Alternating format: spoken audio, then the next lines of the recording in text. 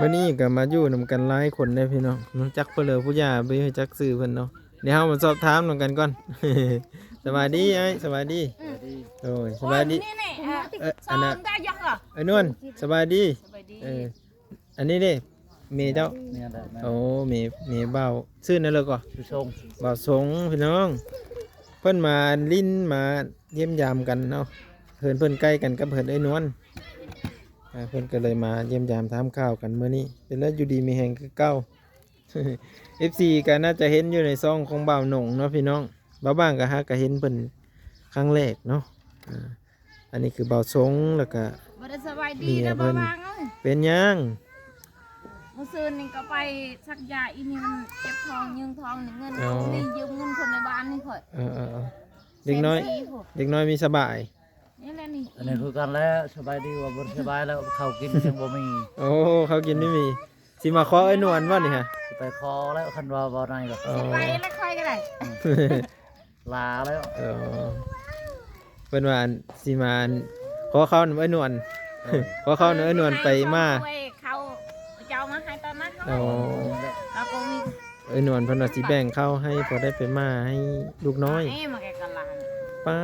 พูดน้อยๆนี่คือตัดผมคักเลยบ่ทรงว่าอันตัดได้นี่นี่มีอันนี้ตัดแสดงว่าเมย์เป็นช่างตัดผมได้นี่โอ้ออนนั่นติตั้งรถนะโน่ชื่อเนี่ยเด้อครับผู้หญิงเลยเอาผู้หญิงใช่ป่ะชื่อนางน้อยโอ้ยเดี๋ยวจะไปตัดผมเอาก็มีหูจักเลยแหละเฮามันอยู่หลายนางน้อยเอากี่นึงนี่คือมีม้าสะเพิ่นแจกขนมนี่แหละมันไปแล้วนั่นอันนี้เราไปบ่ได้ยังเป็นบันไดนี่ยังมีทันได้4 ปีแล้วได้นี่4 ปีเลย4 ปีละลานี่มันบ่สมบูรณ์เจอแกเจ็บของตอนจักอ่ะยังบ่หมดจะเพิ่นมาอยู่มันมีครบหน้าครบตาเลยได้นี่ผู้ใหญ่หันไปโอ้ผู้ใหญ่หันมันเชื่อให้อันนี้อันนี้ผู้น้อยไปไม่ได้เนาะนี่ดิข้าวกินก็หมดแล้วเพิ่นว่าอันไม่มีเพิ่นเฮาไปลิ้นน้ำเพิ่นซ้ำเพิ่นว่าลองเพื่อแล้วไปคอไปคอได้อยู่โอ้ได้อยู่ได้แล้วหมดแล้วเด้เมไปก็มีเงินไปหมดแล้วเอามันไปคอที่จะไปคออยู่เสื้อบันพุ่นอยู่มาละเอาเท่าไหร่จากทางบ้านใดวันยาวแล้วถึงหมดเลยพุ่นทางพุ่นบ้านบอกกระโปงพุ่นเขาก็เฮ้อเขาก็เฮ้อถ้วย1 2ถ้วยนี่โฮมไปแล้วเป็นอะไรมันบ่มีกินเลยก็ไปแล้วบ่เรื่องนาก็บ่มีหากเขาหากก็ซื้อให้บ้านทีนี่หนาเลยที่ชิมานี่จักกุมหรือบ่แล้วซื้อให้ครับก็สิกุมอยู่แต่ว่าเนาะกุมได้บางเทื่อก็ซื้อให้น้อยเนาะให้น้อยก็มันได้เท่าไหร่สิชอบสิป้ายเท่านั้นแหละสิป้ายหามันโดนแน่เท่านั้นฉะนั้นแหละพอได้แก้ไขพอได้แก้ไขหยาวไปอีกพอได้ชาวออกให้1 2ให้แค่นี้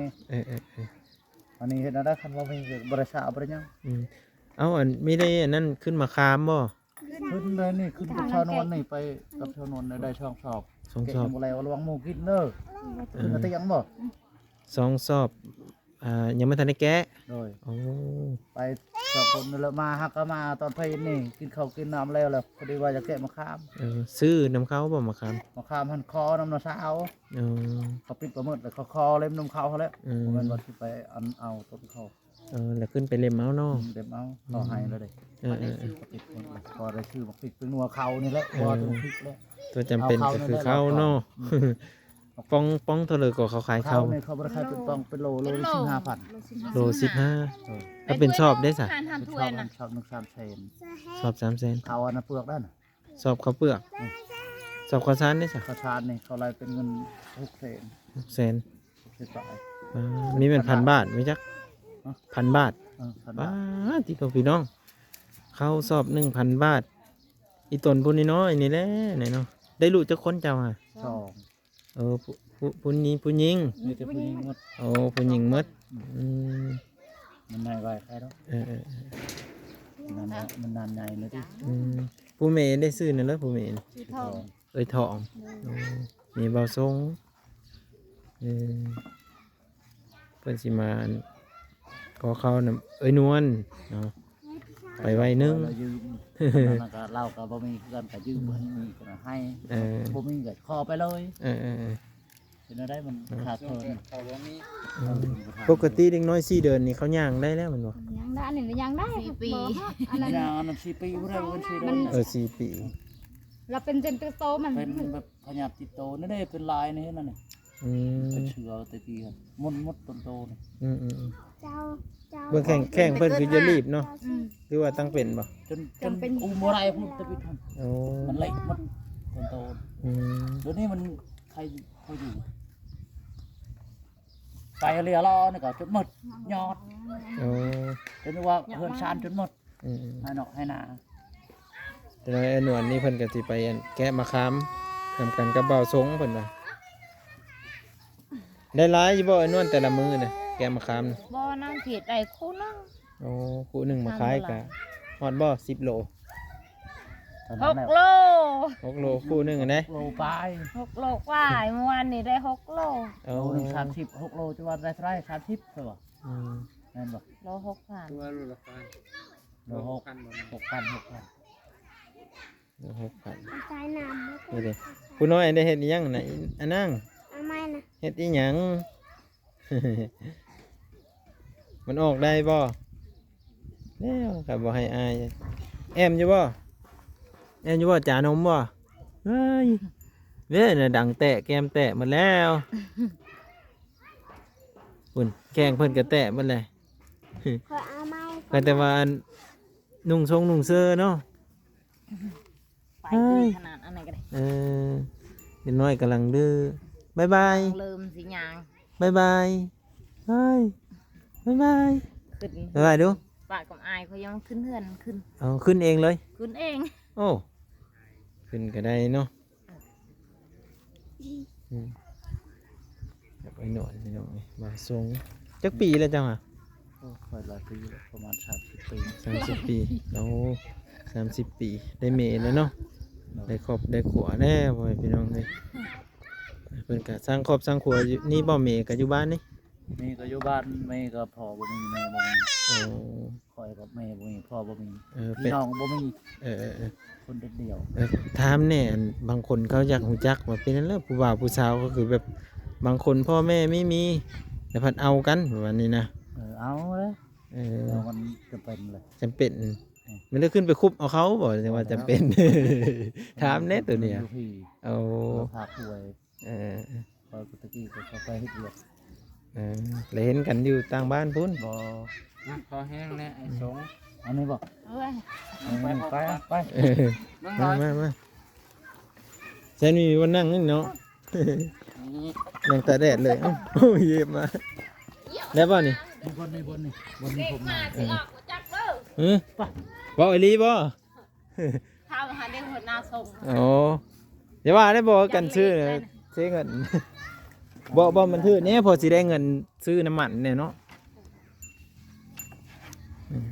อันนี้เหินสารโอ้หน้าเหินเพิ่นงามเลยทุกคน ตัวเล็ก เพิ่นอยู่ทางลุ่มดิหน้าเหินสวยงามเลย เล็กเห็บ ได้เศร้าเด้อทางมันสิบ่รวยบ่เป็นตาดอกเล็ก ซื้อเทะเลแห้งหมดเพิ่นว่าเพิ่นก็สิอยู่กันแบบนี้ เงินเฮาหมดเป็นล้านยังถือเธอเนาะ วันนี้สมัยเล็กมันลงเนาะเล็กบ่ขึ้นซ้ำเล็กลงแล้ว เพิ่นก็สิพากันอยู่แบบนี้เหินเพิ่นก็คักหลายทุกคนเนาะอันนั้นก็คือตารางเหินเพิ่นน่ะนะเอ้าใครอยากรู้จักอีหยังก็ถามมาได้เนาะมาเหินไอ้หนวลเป็นครั้งที่2แล้วเด้อพี่น้องเด้อวิดีโอหน้าเราจึงเข้ามาหาเพิ่นใหม่เด้อพี่น้องเด้อเอาจบคลิปไว้เพียงส่ำนี้สวัสดีครับสบายดี ไปคือกันเลยเนาะ ฮะ เริ่มสิไปคลองหมดแล้วไปไก่ต้นอีกหน่อยนึงที่มันหาข่อยนี่ ฮอดเดือนนี้แหละไปหาขอเข้าบ่ บ่หมดแล้วมื้ออื่นมื้อนี่แล้วนี่ เขานำซ้ำป่าหมดไปหาขอ คันคอยก็ไปวิทย์แล้วมื้อนี้ โอ้ ใกล้ใกล้แล้วใกล้ช่วงยามฮ้อนแล้วใกล้แล้ว ไปแล้ว ใกล้สิออกเดินทางแล้ว เพราะถ้าก็สนเผานี่อันฮอดยามเราดูฮ้อนนี่คือไม่ได้อยู่เฮือน แม่น แต่พากันอพยพเข้าในเมืองหมด ได้พอกันอยู่ในเมืองเนี่ย เอ้า เอ้าไอ้ส้ม พอกันอยู่ในเมืองเด้อสัน บ่ได้พอดอก เออบ างเทื่อก็พอเด้อ เพราะว่าแรกกันจะไปแถวไกลแถวเมืองจำพรนี่เพราะแต่ มันไปในพุ่นฮอดนานาถนนใหญ่ พ่อก็เอิ้นเท่ากันนะเด้อ ทางใดนอนแยงเนี่ยประมาณน่ะ ดอนแยงสีทอง ถนนใหญ่นี่ ทาง เท่าส บ้าน กุล ทวด สะขึ้นบ้านทวดแถวดงลิง แถวลำเบาะลำจอกลำจันทน์ อืม แถวนี้นั่น เออทางคน แถว